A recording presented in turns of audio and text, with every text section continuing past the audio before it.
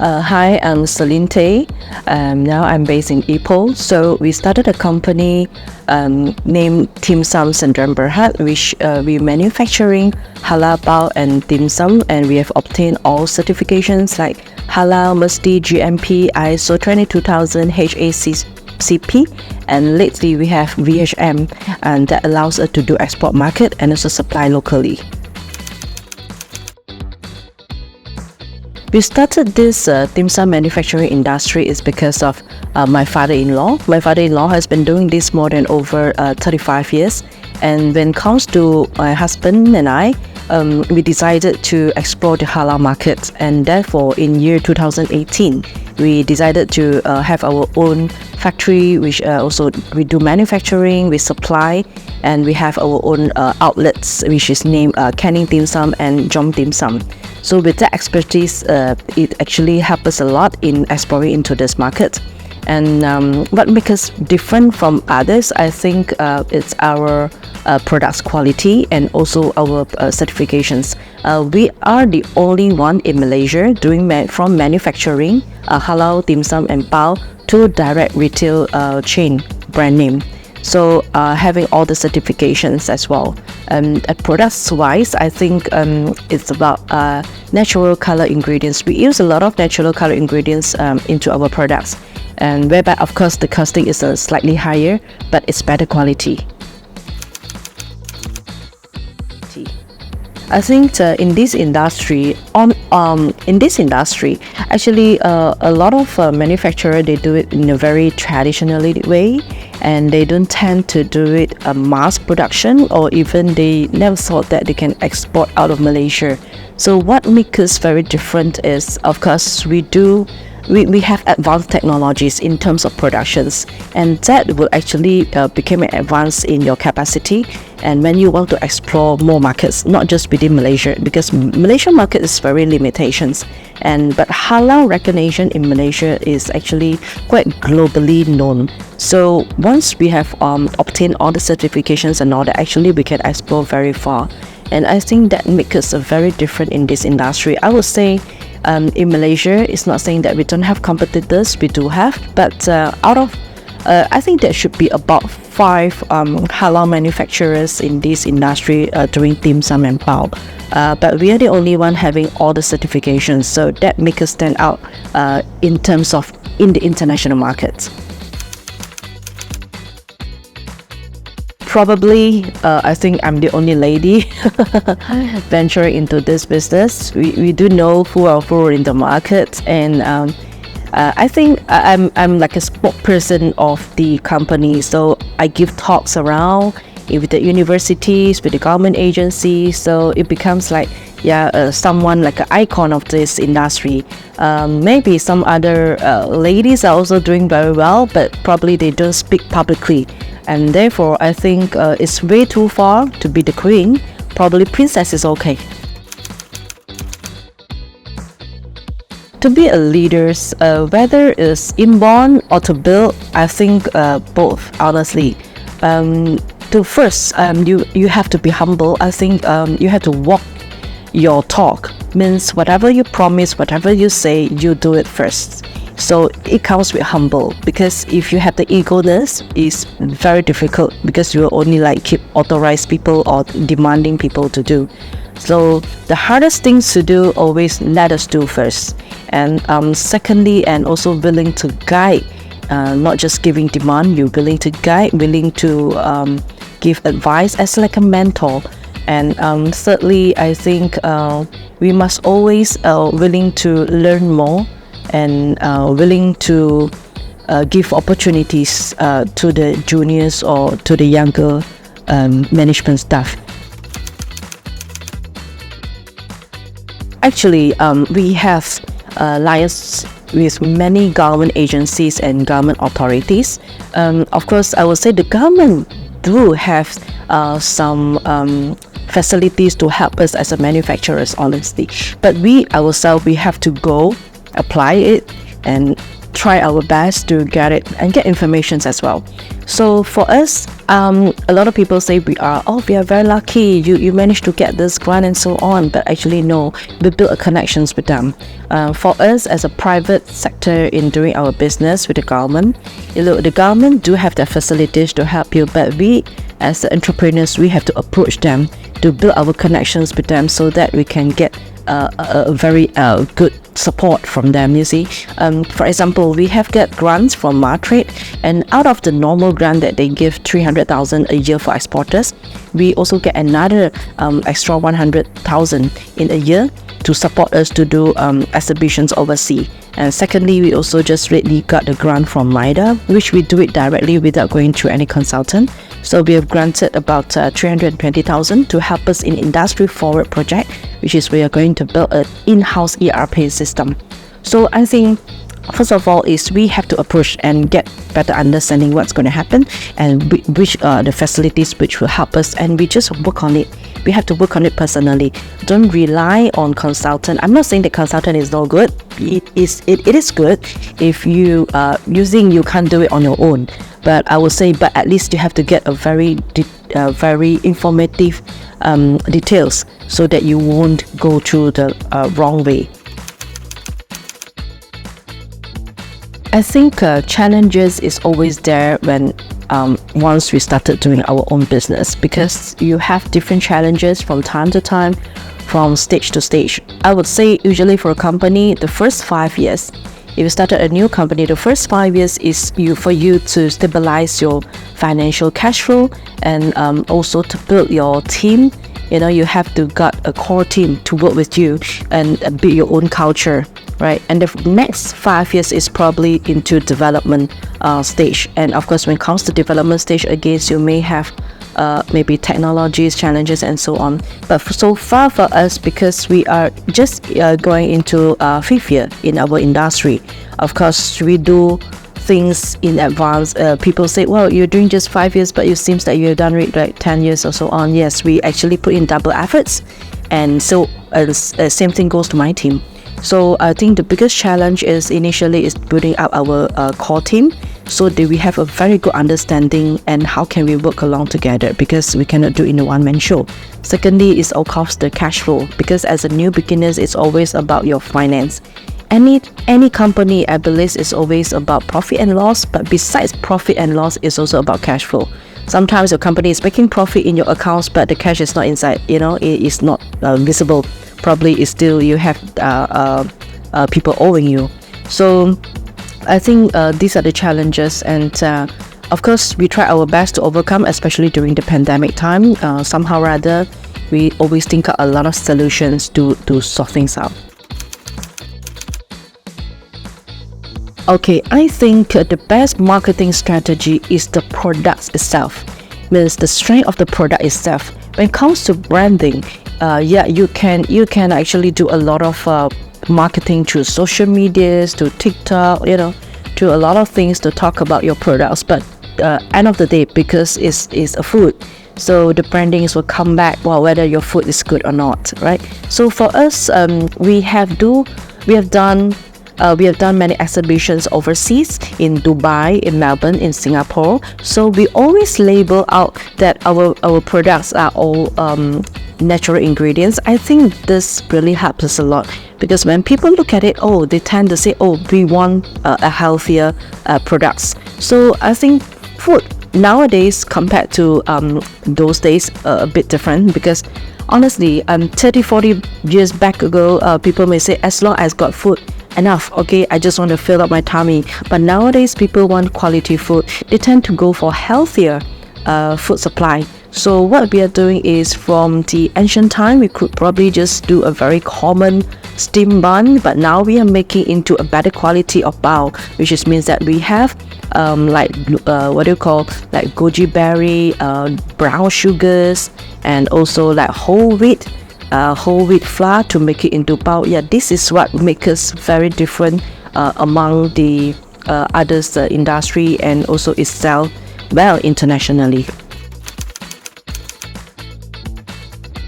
Okay, during the pandemic time, it's a global issue. So I will split it into 3 stages of challenges. Because why? Because our MCO lockdown has been like off and on, open and closed down. So the first stage we were doing very well because that was the time that everyone said grab food and keep at home. So the first stage of lockdown pandemic, our sales actually increased by 50%. Before they called it for the lockdown, we actually created a package, 188 ringgit, which is a content of products of dim sum and bao. So we have created panic buying, actually at that time. So at our factory here, so people will come by and just grab all the cartons, one box, and go back. So at a period of time, for the first first month, we had done very well in our sales. And then luckily at that time also we have got our certs, and we managed to export to Australia, because Australia also have panic buying, or Singapore also start panic buying. So and when it comes to second stage, it seems like, hey, a bit slow down, like people get used to it because they feel like, oh, actually I can still go to any grocery shops or hypermarkets to get my shopping, right, to fill up my food. So and that time it's just like okay, common, and we don't feel the pain so much. But comes to the third stage, we really feel the pain, because what happened is a lot of people tend to lose their jobs, and then they start doing homemade food, right? So the homemade food will also become our competitor, because they're also making food supply. So there was a time where we feel that, well, the sales really goes down very badly. And honestly, at that time, we didn't do any retrenchment among the staff. But of course, some people, they just want to leave and they go. What we do is we get all the subsidies from the government, and that time they have like 600 ringgit for an employee. We apply all for that, and actually that helps. And of course the the moratorium, that would help, that helps as well, because we do have like installments, paying for the factories and all the loans and so on. I think the moratorium helps. And besides that, we also get some loan in advance. And actually at the second stage of the challenge, I was already applying for the loans just to stand by your cash flow. So we get government loan, not government loan, actually it's a bank loan, but supported by the government facilities. So that helps us a lot, and we managed to get, went through all the challenges and all the hard time. When productions, they a bit slow down, they don't have much work to do, we will do in-house training. We do our in-house training. Of course, another challenge is about your manpower, because they said like 50-50, you cannot to have too many staff here. And also we have challenges like once someone get COVID and everyone have to isolated at home. So day to day we actually did a lot of like staff arrangements and all that. But anyway, to me, is during the pandemic time, to whoever businessman who have overcome this stage and you still continuing your business, everyone are hero.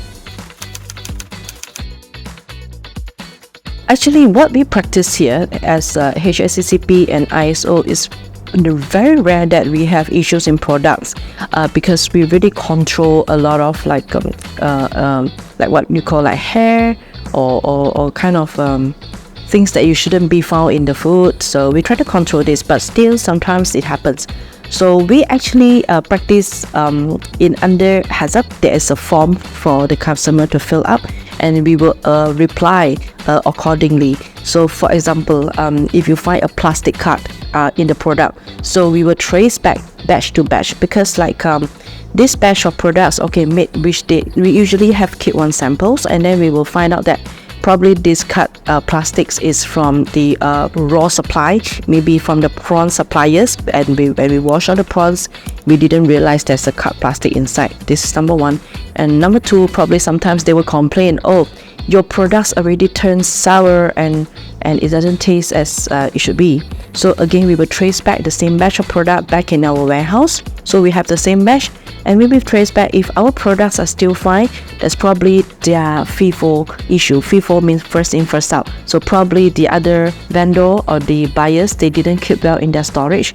So food must be kept under -18. So maybe they just put in a chiller. So after 1 to 2 weeks, it will definitely get sourish and it doesn't taste good. So we actually can answer very professionally. Actually, besides supplying to our own brand name, our own retail outlets, and the export market, we do OEM as well. So in this industry, we do OEM as well to cover up the market of dim sum. I can't really tell what name because it's quite the PNC, but I can say that there are outlets that they cover about 200 outlets in Malaysia, which they are listed company, retail chain, F&B as well. We supply our dim sum to these markets, and some also we OEM to some hypermarkets where you may see that, oh, this is made by some brand, but actually they didn't show that it's manufactured by us. So this is how we book along to target a huge, wider market in these products. We actually, after a couple of years and after all the challenges, we see that our positioning should focus on direct manage and direct retail. Means we have our own canning dim sum and drum dim sum. Actually, we do give out like franchise concept. But our upcoming plan is to be direct open. That means we direct open from A to Z, from supply to manage retail. So that's what we plan to do. Actually, in the next coming 3 to 5 years, our objective is to open another 10 to 15 direct outlets. I don't have to say we have to open many outlets, because many outlets doesn't means that you make a lot of profit sometimes, because your overhead costs could be much higher, but probably the revenue could be just the same. So we just want to make sure that we get a very good location each area, and we just target quality and profitable outlets that will help us a lot in this industry growth. I think first we need to have a very strong mindset. We have to set our goal very clearly, so you don't lose your focus. Okay, you set your focus, you set your goals, but there can be many ways achieving the goals. So then secondly, it will come back to your inside out, your passion. Your passion, you really like this thing and you want to achieve this thing, so you would do it, and don't easily let go and give up. And thirdly is always willing adapt to changes. I think this is something that we learn in any business, because time is changing.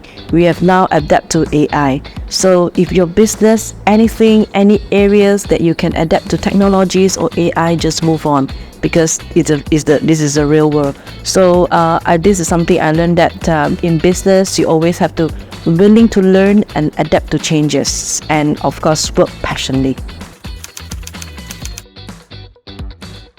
Actually, number one, a lot of people will say you save your money and don't spend so much, but to me, no. You can save your money, but please spend. Don't, why? Because as you spend, you will learn to earn. If you don't spend, you won't learn to earn. Doesn't matter. You spend more and you will learn to earn more. And secondly, also actually, my daughter, when she was 16 years old, we actually opened a CDS account for her.